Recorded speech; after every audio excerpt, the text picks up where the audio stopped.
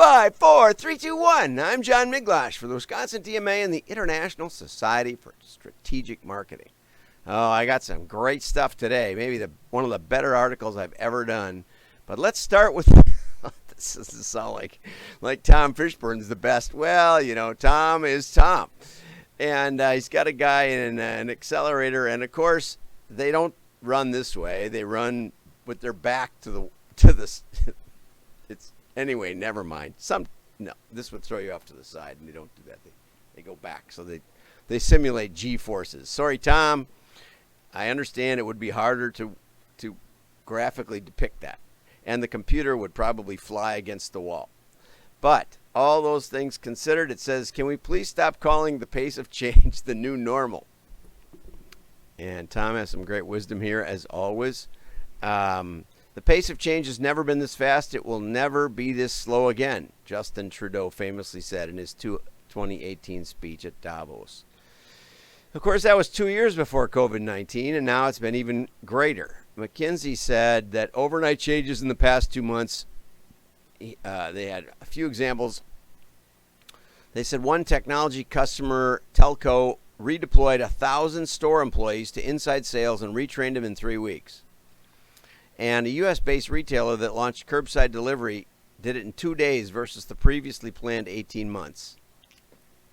Fear motivates. And I launched a catalog. Back in those days, we would tell people, if you want to start a catalog, this was a B2B, you got to mail at least 250,000 right off the bat just to find out what's going on.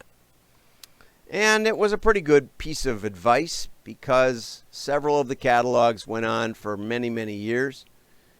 I wouldn't say you have to do that, but it helps to know what's going on. On the other hand, IBM didn't listen to me, and they asked how much a catalog costs. I said about $1. How many businesses are there in the United States? I said between 10 and 14 million.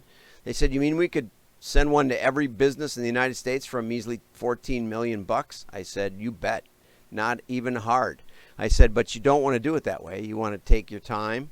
You want to slow the pace of change. You want to make sure your phone numbers are right and your inventory is right and your people are trained.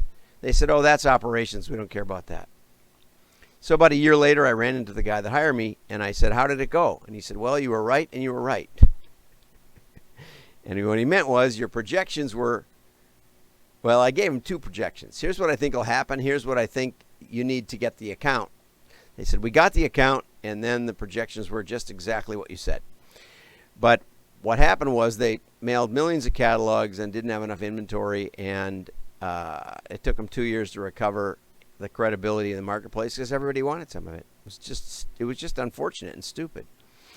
We had another experience where we launched this catalog of 250,000 pieces, and they had a process that the sales force not only went out and talked to the customer, this is part of what we were trying to fix, but the sales force wrote up all the orders because it took a little bit of expertise to write up the orders because it was custom imprinted merchandise in long runs. And so within a few weeks, 2 weeks or something, we had orders piling up on the salespeople's desks. They didn't really want to take the orders because they thought they were being replaced. They're still not replaced. And the phones were going unanswered. It was just a mess. So we quickly took the people the sales assistants that know something, put them on the phone and made them managers and hired a bunch of temps. And we figured out within a few weeks how to train somebody to be productive in about 5 days, where it had been about 3 months. So it can be fun. But here's the caution. You need to shift from adrenaline-based speed to speed designed for the long run. I think that's really true. Okay? And many brands and businesses are relying on adrenaline only. You have to have a sustainable pace. Adrenaline-based speed, it says, can lead to burnout. No, it does. Just like, a cocaine high is great. I don't know. I've never taken cocaine, but I'm assuming it's great because it's popular. But, it's synthetic. It's not sustainable. Eventually you'll get so excited about it, you'll quit your job and won't have any money to buy cocaine, and you'll sell your soul, and all the rest of it will fall apart. So, all that said, Same thing with with adrenaline. It's a self-induced high. And so, war room, even there, it has to be sustainable. You can go on for a couple of days, but then you got to take a break. So anyway, I think Tom's absolutely right about this and need to think about that.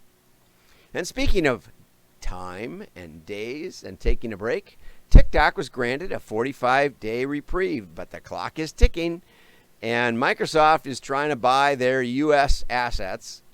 And I would guess that every day that goes by, the assets are less valuable. And that's the fun part. The fun part is the great bargaining position that they've set up. Trump was going to pull the plug, which puts him at the table right away, and now gave him a couple days to think about it, which gives them leverage. So Microsoft should really like Donald Trump in a little while. I'm not saying it's right. I'm just saying that's what actually happened. Okay, online sales in Australia is staying strong, and there's some data to support it, but that's kind of amazing. And I think part of it is, I remember the first time I ordered from Amazon. I remember I could find the book I wanted for the first time in my life, as I read some odd books, and I went, mostly philosophy and theology. They're not that odd unless you're a normal person. Anyway, and so I could find the books I wanted, and I got an email when I placed my order. I got an email when the order shipped, which is now, of course, the standard across all e-commerce. And I think I got one when I was, told to expect it. And it was just fantastic, and I didn't have to go anywhere. When you went to the bookstore, they would say, "Oh, we don't have it, but we can order it for you and come back in a week." It's like, well, why did I even drive over here? And that's a good question. Anyway, so once you try online sales, I think you'll like it. And I think that's what's going on. Now, it's not great for everything, but it is great for a lot of things. And it's pretty amazing how we've efficiently streamlined the shipping process. So there we go. Okay, mac and cheese for breakfast. And this is a great case of Kraft listening to their customers. Baking powder was, Arm & Hammer baking soda was going in decline. Nobody was buying it. And then they finally figured out that the people who were buying it weren't even baking. They were putting it in the refrigerator to absorb odors. And now the biggest product line of Arm & Hammer is deodorant and deodorizing products. So anyway, Kraft found out that a lot of people were giving their kids mac and cheese for breakfast. I'm not sure mac and cheese is particularly good for you, but I'm pretty sure Frosty Flakes is even worse. So, and they have a great idea here to topping suggestions, sausage and scrambled eggs. That's a good idea.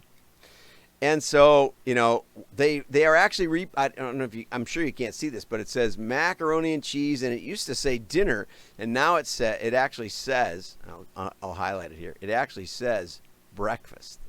How cool is that, right? It says mac and cheese breakfast. Apparently that's a limited run, and you probably won't see it in your grocery store. It's a little blown up over here now for breakfast. And it's just a question of listening to the customer. I'm not saying it's the best thing to do for your kids. I'm not saying you should only give your kids what they want to eat. Make them eat broccoli. After about 20 years of marriage, I told my wife, I don't even like broccoli. She said, "How could you do this to me?" I said, "What do you mean?" She said, "I make broccoli a couple times a week." I said, "I know, I don't really like it." I'm John Miglash. Like and share. Your friends will know you're smart. Bye-bye.